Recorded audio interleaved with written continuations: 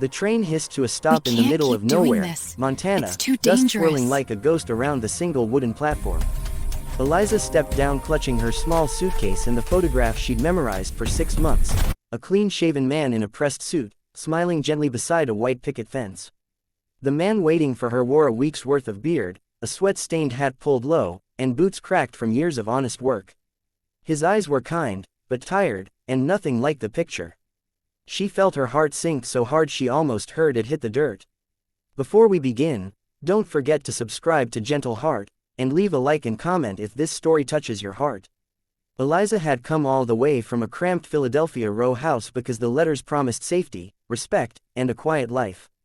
The man who wrote them, Thomas Caldwell, had sounded like the gentleman her mother always prayed she'd find. He'd spoken of books, Sunday church, and building a proper home together. The photograph had sealed it, but the man walking toward her now looked like he hadn't seen a mirror, let alone a church pew, in years. "Miss Eliza," his voice was low, almost shy. He removed his hat and held it against his chest like a shield. She managed a nod, clutching the photograph tighter. He glanced at the picture in her hand and winced. That ain't recent. I'm sorry. Things got hard after Ma died. I didn't know how to say it in the letters." The wind whipped her skirt around her ankles. She wanted to cry, to turn around and board the next train east, but there was no next train for 3 days, and the little money she had left wouldn't get her home. She was 26, orphaned, and out of choices. Thomas loaded her suitcase into a rickety wagon without another word. The ride to the ranch was silent except for the creak of wheels and the occasional mournful low of distant cattle. Eliza stared at the endless brown plains and felt smaller than she ever had.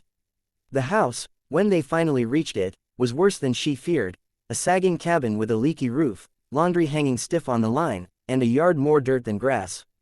A skinny dog with one cloudy eye limped over to greet them. Thomas cleared his throat. "I know it ain't what you expected. I'll sleep in the barn tonight.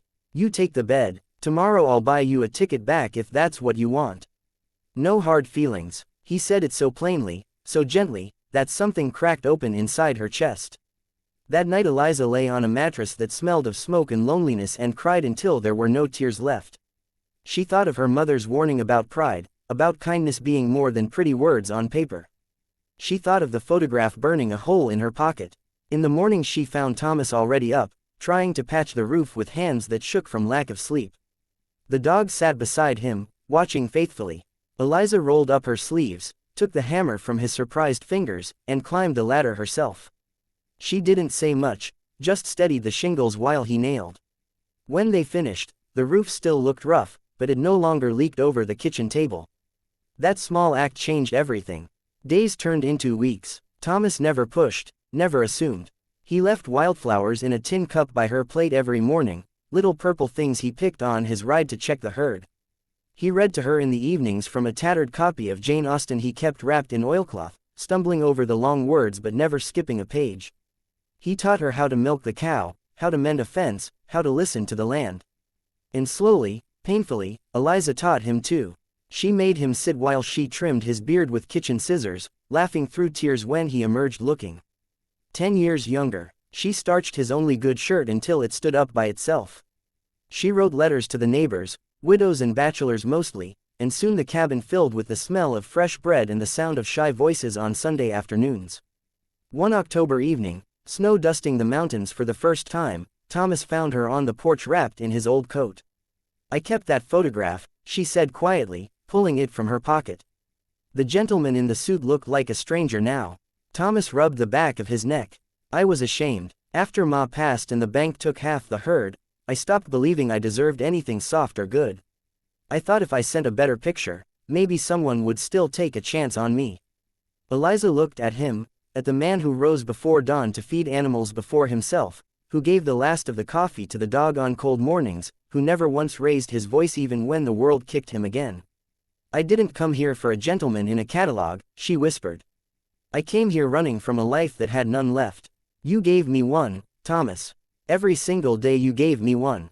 He started to answer, but the words caught. Instead he reached into his pocket and pulled out a simple gold band he'd traded 3 months of calves to buy. "I know I got nothing fancy to offer," he said, voice cracking. "But I got a heart that's been waiting its whole life to be kind to someone on purpose. If you'll have it, Eliza, it's yours. Snow began to fall in earnest, soft and silent, covering the scars of the land like forgiveness. She slipped her hand into his rough, calloused one. I already have it, she said. I've had it since the day you offered me the bed and took the barn.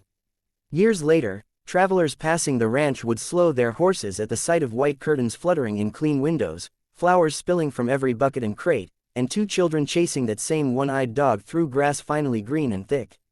And on the porch sat a woman with laugh lines around her eyes and a man whose beard was now neatly trimmed, reading aloud from the same tattered book while she rested her head on his shoulder. People asked how a mail-order bride from the city and a broken-down cowboy ever made it work. Eliza would only smile and say, he wasn't the man in the picture. Thank God, he was better, he was real, and real turned out to be the kindest thing anyone ever gave me. Sometimes kindness doesn't arrive in a pressed suit with perfect words. Sometimes it shows up dusty and ashamed, offering you the only bed in the house and a ticket home if you need it. And if you're brave enough to stay, if you're brave enough to see the heart underneath the hurt, that's when the real story begins. That's when love stops being a photograph and starts being a life.